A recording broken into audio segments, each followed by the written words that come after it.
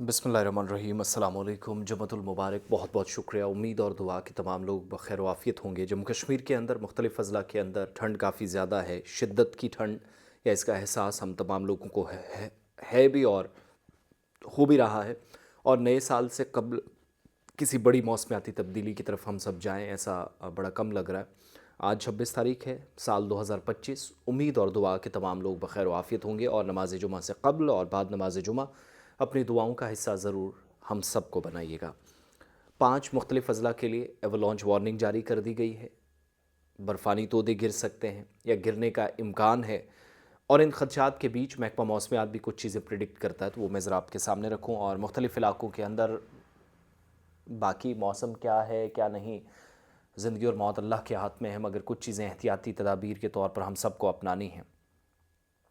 और 4 से 5 अज़ला जो इंतहाई तशवीशनाक सूरत हाल कभी कभार मौसम की वजह से बन जाती है। एक तो डोडा चिनाब बेल्ट के अंदर, सेंट्रल कश्मीर का गांदरबल, चिनाब में ही किश्तवाड़, राजौरी, पुंछ आमतौर पर सुर्खियों में रहते थे, लेकिन इस बार पुंछ है, पीर पंचाल बेल्ट, और चिनाब में ही रामबन ज़िला। एक तो कहा गया है कि बहुत कम दर्जे की ही सही, मगर एवलांच तो एवलांच है, आ सकता है।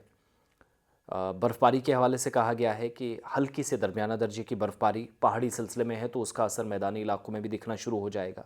बिखरे हुए मकामात पर बहुत हल्की बर्फ़बारी, 29 से पहले किसी तरह की कोई बड़ी तब्दीली नहीं होगी, लेकिन इतना असर ज़रूर होगा।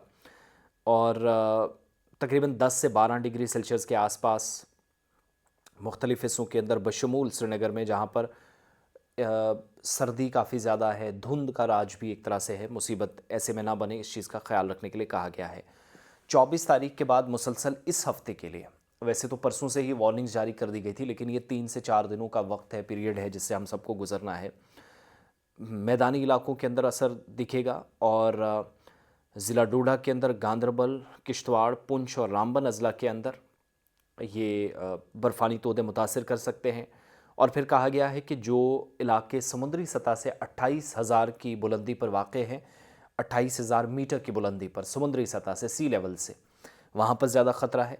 और जो एडवाइज़री है कि इन, जिसको आप स्टीप स्लोप कहते हैं या ढलवान वाले इलाकों में, गैर ज़रूरी तौर पर नकलो हमल से बचें।